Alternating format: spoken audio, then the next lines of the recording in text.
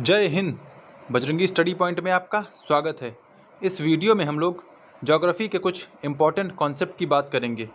हालांकि ये ज्योग्राफी के ही नहीं, साइंस के भी इम्पॉर्टेंट कॉन्सेप्ट हैं जिन्हें आप लोगों ने छोटी क्लासों में देखा होगा। रेडिएशन, विकिरण, कंडक्शन, चालन, कन्वेक्शन, संवहन, एडवेक्शन, इंसोलेशन, टेरेस्ट्रियल रेडिएशन और स्पेसिफिक हीट कैपेसिटी।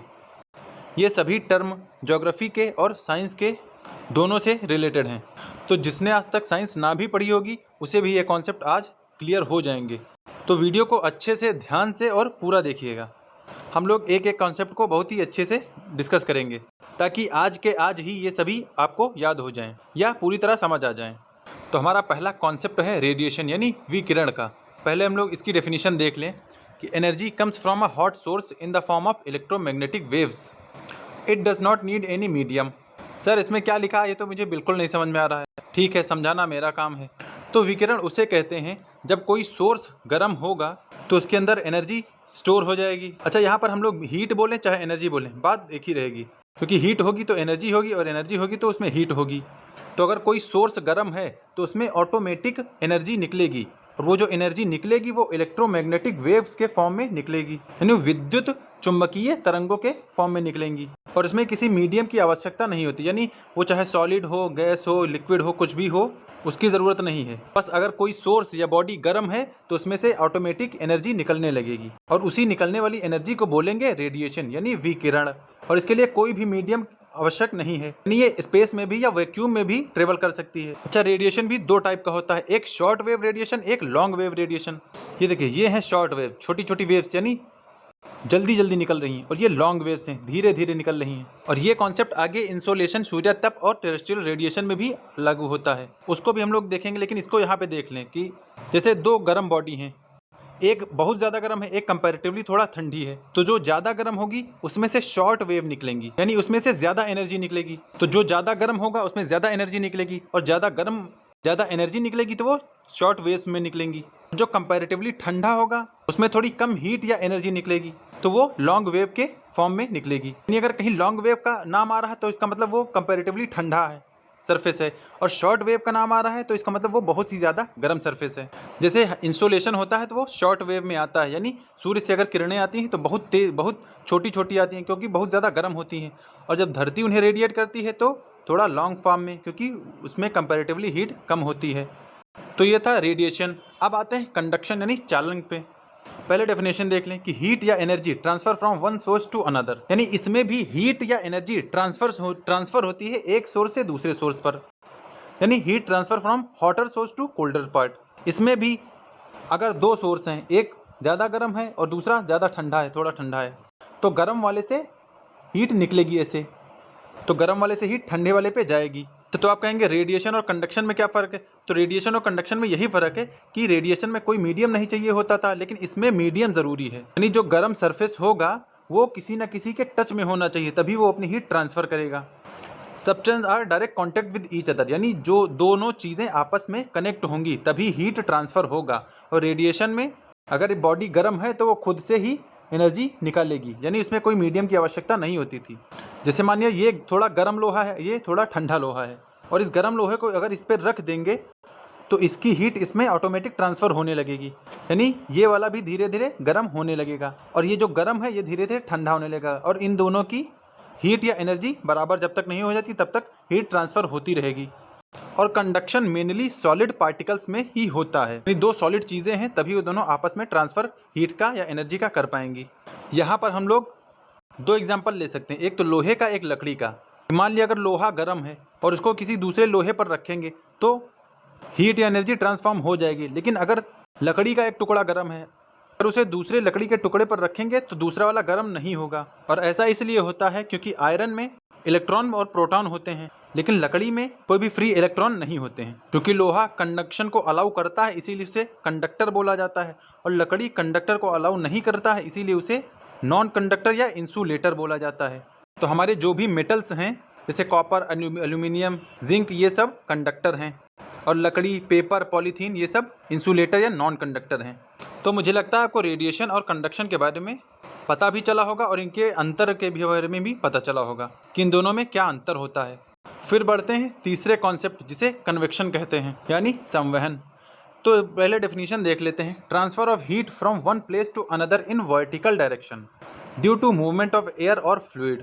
तो आइए इसे भी समझते हैं। अच्छा, इसमें एक इंपॉर्टेंट बात क्या है कि वर्टिकल डायरेक्शन की इसमें बात हो रही है। मतलब इसमें हीट या एनर्जी का ट्रांसफर होगा लेकिन वर्टिकली, यानी ऊपर से नीचे या नीचे से ऊपर होगा।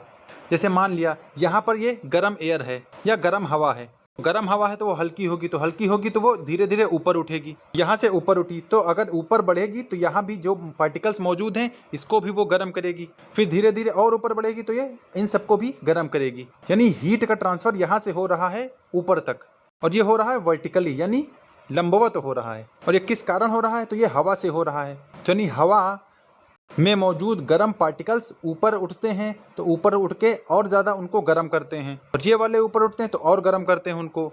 तो इसी प्रोसेस को बोलते हैं कन्वेक्शन, यानी संवहन। और ये प्रोसेस हमारे एटमॉस्फेयर में बहुत ज़्यादा देखा जाता है। जैसे धूप खिली तो हवा गर्म होगी तो वो ऊपर उठेगी, ऊपर भी हवा को गर्म करेगी, फिर वो और ऊपर उठेगी और वो अपने आसपास की हवा को गर्म करेगी। तो इसी को बोलते हैं कन्वेक्शन, यानी संवहन। तो इसमें एक टर्म इंपॉर्टेंट है कि वर्टिकल डायरेक्शन, यानी हवा या पानी भी गर्म हो रहा है तो ये वर्टिकली हो रहा है। हम लोग पानी के भी उसको देख लेते हैं, पानी के एग्जाम्पल को भी। जैसे ये हमारा सी यानी समुद्र है, तो इसको हमने ऊपर वाला पानी मान लिया, ऊपर का लेवल, और ये नीचे का लेवल मान लिया। तो सूरज की किरणें आई तो इसको गर्म करेंगी, तो अगर ये गर्म होगा तो ये गर्म होकर नीचे जाएगा और ठंडा वाला ऊपर आ जाएगा, और ऐसा लगातार होता जाएगा। गर्म नीचे जाता जाएगा और ठंडा ऊपर आता जाएगा। और ये भी कैसे हो रहा है? ये भी लंबवत हो रहा है, यानी नीचे की ओर हो रहा है। तो धीरे धीरे गर्म पानी नीचे आता जाएगा और अपने कांटेक्ट में आने वाले पानी को भी गर्म करता जाएगा। और यही सेम चीज़ हमारे घर में होती है। जैसे हमने भगोने में पानी रखा और गैस जला दी, तो सबसे पहले नीचे का पानी गर्म होगा, तो नीचे का पानी जब गर्म होगा तो वो ऊपर उठेगा, ऊपर जाएगा, और ठंडा पानी फिर नीचे ऐसे घूम के आएगा। गर्म पानी ऊपर उठेगा और ठंडा पानी नीचे आएगा, तो दोनों आपस में मिक्स होते रहेंगे और दोनों फिर गर्म हो जाएंगे। ये दोनों गर्म होते हैं कन्वेक्शन के कारण, यानी हीट का ट्रांसफर हो रहा है और वर्टिकली हो रहा है, यानी लंबवत हो रहा है, तो वो होगा कन्वेक्शन, संवहन। अच्छा, कन्वेक्शन और एडवेक्शन में सिर्फ इतना ही फर्क है कि कन्वेक्शन में वर्टिकली लंबवत होता है और एडवेक्शन में हॉरिजॉन्टली होता है, यानी क्षैतिज होता है। ऐसे इसे भी एग्जांपल से जान लेते हैं। मान लिया एक जगह की हवा गर्म है, तो ये आगे बढ़ेगी, तो आगे बढ़ के ये अपने आसपास की एयर को भी गर्म कर देगी, यानी ये काम हॉरिजॉन्टली क्षैतिज हो रहा है। और इसमें भी हवा दूसरी हवा को गर्म कर रही है, यानी इसमें भी ट्रांसफर ऑफ हीट हो रहा है एक प्लेस से दूसरी जगह, लेकिन हॉरिजॉन्टली हो रहा है। तो चाहे एयर से हो चाहे सी में पानी में हो, तो ये गर्म हवा अपने आगे वाली हवा को भी गर्म कर देगी, फिर ये गर्म हवा ये आगे वाली हवा को गर्म कर देगी। ऐसा ही प्रोसेस चलता जाएगा। तो इस प्रोसेस को बोलेंगे एडवेक्शन, अभिवहन। ये काम हो रहा है हॉरिजॉन्टली, कन्वेक्शन में वर्टिकली काम हो रहा था, यानी वर्टिकली हीट का ट्रांसफर हो रहा था और इसमें क्षैतिज हीट का ट्रांसफर हो रहा था। तो कन्वेक्शन और कन्वेक्शन में सिर्फ मीडियम का फर्क है कि वो ऊपर से नीचे या नीचे से ऊपर होता है, लंबवत होता है, और ये क्षैतिज होता है। फिर आते हैं नेक्स्ट कॉन्सेप्ट जिसे इंसोलेशन या सूर्यातप कहते हैं। तो इंसोलेशन का पूरा नाम ही होता है इनकमिंग सोलर रेडिएशन, यानी आती हुई सूर्य की किरणें। मतलब डायरेक्ट सीधा है कि सूर्य से किरणें आ रही हैं। और रेडिएशन का मतलब वही है कि सूर्य हमारा गर्म है तो वो अपने आप से हीट निकाल रहा है और स्पेस के थ्रू वो अर्थ पे पहुंच रहा है। फिर it is received in earth atmosphere और अर्थ सरफेस, यानी ये जो इंसोलेशन होती है, सूर्य तप होता है, ये हमारी पृथ्वी के द्वारा एब्जॉर्ब किया जाता है या हमारे उसकी पृथ्वी की सरफेस द्वारा एब्जॉर्ब किया जाता है। फिर क्या लिखा है? It comes in the form of short waves. Starting में ही मैंने आपको शॉर्ट वेव्स के बारे में बताया है कि जो भी सोर्स जितना ज़्यादा गर्म होगा, अगर उससे हीट निकलेगी तो वो शॉर्ट वेव में निकलेगी, यानी अगर शॉर्ट वेव होगी तो हीट या एनर्जी ज़्यादा रिलीज होगी। और इंसोलेशन में कई तरह की वेव्स निकलती हैं, जैसे अल्ट्रावायलेट रेज हो गई या रेडियो वेव्स हो गई। और विजिबल रेज हमारी हैं ये विबग्योर वाली, इन्हें विजिबल रेज बोला जाता है, जिनसे इंद्रधनुष बनता है सातों से। Violet, indigo, blue, green, yellow, orange and red. तो इंसोलेशन क्या है? इनकमिंग सोलर रेडिएशन, यानी सूर्य से आने वाली किरणें जो धरती पर पहुंचती हैं शॉर्ट वेव के फॉर्म में, यानी इनसे गर्मी बहुत ज़्यादा आती है। अच्छा, लेकिन इनसे गर्मी तो आती है, लेकिन हमारी अर्थ इससे गर्म नहीं होती है। तो किससे गर्म होती है? उसके आगे वाले पॉइंट में लिखा है कि टेरेस्ट्रियल रेडिएशन क्या होता है, यानी पार्थिव विकिरण, यानी जो पृथ्वी द्वारा विकिरित किया जाएगा वो है पार्थिव विकिरण।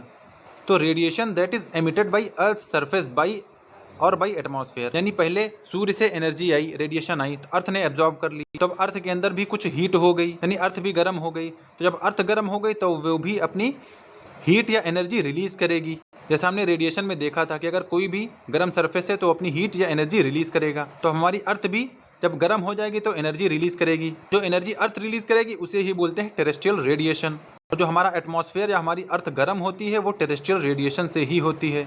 फिर क्या लिखा, it goes in the form of long waves, यानी ये लॉन्ग वेव में होती हैं। इसका मतलब कि इसकी हीट अर्थ की हीट कंपैरेटिवली कम है सूरज से, और इसकी इंटेंसिटी काफ़ी कम होगी। जितना इंटेंसिटी इंसोलेशन की होगी उतना टेरेस्ट्रियल रेडिएशन की नहीं होगी। ये लॉन्ग वेव में होती हैं, इसीलिए हमारे एटमॉस्फेयर में जो कुछ गैसेज होती हैं, ग्रीन हाउस गैसेज जैसे कार्बन डाइऑक्साइड और मीथेन, ये सब लॉन्ग वेव को कैप्चर कर लेती हैं और उन्हीं से हमारा एटमॉस्फेयर गर्म बना रहता है। CO2 का और काम क्या है कि हीट को कैप्चर करना और एटमॉस्फेयर को गर्म करना। जितना ज़्यादा कार्बन डाइऑक्साइड बढ़ती जाएगी उतना ज़्यादा हमारा एटमॉस्फेयर गर्म होता जाएगा। तो बहुत ज़्यादा CO2 भी नहीं होनी चाहिए और बहुत कम भी नहीं होनी चाहिए कि हीट ट्रैप ही ना हो सके। बहुत ज़्यादा हो जाएगी तो ये बहुत ज़्यादा गर्मी बढ़ाएगी। तो CO2 का लेवल मेंटेन रहना चाहिए, ना तो कम होना चाहिए ना तो ज़्यादा होना चाहिए। तो ये है हमारा टेरेस्ट्रियल रेडिएशन और ये है हमारा इंसोलेशन। फिर आखिरी कॉन्सेप्ट आता है स्पेसिफिक हीट कैपेसिटी, विशिष्ट ऊष्माधारिता का। ये साइंस का भी और ज्योग्राफी का भी कॉन्सेप्ट है। पहले इसकी डेफिनेशन देख लेते हैं। The amount of heat needed to raise the temperature of 1 gram substance by 1 degree centigrade. यानी कोई ऑब्जेक्ट है, उसका 1 ग्राम हमने ले लिया, तो उसके 1 ग्राम को हम गर्म करेंगे और तब तक गर्म करेंगे जब तक उसका टेम्परेचर 1 डिग्री बढ़ नहीं जाता। मान लिया अगर कोई सब्सटेंस है, उसका टेम्परेचर पहले था 10, तो उसको हमको बढ़ा के 11 करना है। तो 10 से 11 होने में जितनी हीट लगी है, जितनी हीट हमने उसको दी है, वही होती है स्पेसिफिक हीट कैपेसिटी, विशिष्ट ऊष्माधारिता, जिसे शॉर्ट फॉर्म में SHC भी बोलते हैं। यानी किसी पदार्थ का टेम्परेचर 1 डिग्री बढ़ाने में जो भी एनर्जी हमें जो भी हीट चाहिए होगी उसे ही बोलते हैं स्पेसिफिक हीट कैपेसिटी। फिर क्या लिखा है, वाटर हैज़ हाई SHC, यानी वाटर की सबसे ज़्यादा स्पेसिफिक हीट कैपेसिटी होती है। यानी वाटर, पानी को गर्म करने के लिए बहुत ज़्यादा हीट की ज़रूरत होती है। वहीं पर land has low specific heat capacity, यानी भूमि को गर्म करने के लिए थोड़ा कम एनर्जी चाहिए होती है। और वाटर जितनी देर में गर्म होगा उतनी ही देर में ठंडा होगा, और लैंड जितनी जल्दी गर्म होगा उतनी ही जल्दी ठंडा हो जाएगा, क्योंकि जितनी हीट उसमें जाएगी उतना हीट निकलने में भी तो टाइम लगेगा। वाटर में ज़्यादा हीट लगेगी तो उसमें ज़्यादा देर तक हीट निकलेगी, लैंड में कम हीट लगेगी तो उसमें जल्दी हीट निकल जाएगी। तो यही है स्पेसिफिक हीट कैपेसिटी, विशिष्ट ऊष्माधारिता। तो मुझे लगता है ये सातों कॉन्सेप्ट आपको अच्छे से क्लियर हो गए होंगे। अच्छा, एक बार हम लोग सभी कॉन्सेप्ट को रिकॉल या रिवाइज कर लें। तो देखिए, रेडिएशन, अगर कोई ऑब्जेक्ट गर्म होगा तो उसमें से रेडिएशन यानी उसमें से एनर्जी निकलेगी, तो उसी निकली हुई एनर्जी को रेडिएशन बोलेंगे। कंडक्शन, रेडिएशन में कोई भी मीडियम की ज़रूरत नहीं है। कंडक्शन में भी हीट रिलीज होती है लेकिन उसमें मीडियम की ज़रूरत होती है, यानी कोई ना कोई ऑब्जेक्ट उसके कांटेक्ट में होना चाहिए। कन्वेक्शन, हीट का ट्रांसफ़र होता है लेकिन वर्टिकली, यानी हीट या एनर्जी ट्रांसफ़र होगी लेकिन वर्टिकली यानी लंबवत में होगी, यानी ऊपर से नीचे या नीचे से ऊपर जाएगी। और एडवेक्शन में भी हीट का ट्रांसफ़र होगा लेकिन हॉरिजेंटली यानी क्षैतिज। फिर इंसोलेशन क्या है, इनकमिंग सोलर रेडिएशन, आने वाली सौर किरणें।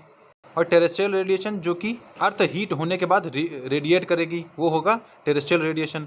और specific heat capacity, 1 gram substance को 1 डिग्री टेम्परेचर बढ़ाने पर जो भी हीट चाहिए होगी वो होगी स्पेसिफिक हीट कैपेसिटी। तो मुझे लगता है ये सारे कॉन्सेप्ट आपको अच्छे से क्लियर हुए होंगे। वीडियो पसंद आया हो तो इसे लाइक करें, चैनल पर नए हो तो इसे सब्सक्राइब कर लें, ताकि ऐसे ही इंपॉर्टेंट कॉन्सेप्ट या इन्फॉर्मेटिव वीडियोज़ आपको मिलते रहें। तो वीडियो देखने के लिए धन्यवाद। तब तक के लिए जय हिंद।